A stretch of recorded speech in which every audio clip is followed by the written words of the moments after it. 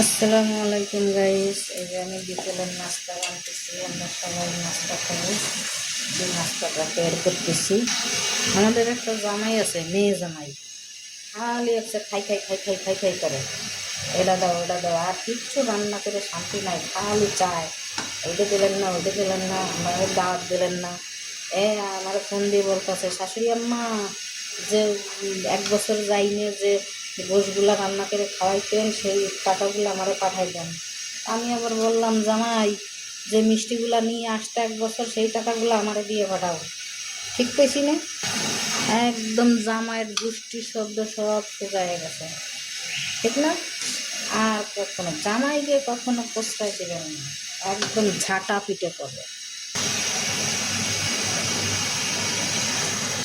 মেয়ে জামাইকে মাথার চোখ দিলিও কখনো কখনো করবো না যদি। তো গাইস, এই ছিল আমাদের আজকের ভিডিও। নাস্তা বানানোর ভিডিও, নাস্তা বানানো হয়ে গেছে। আল্লাহ হাফেজ।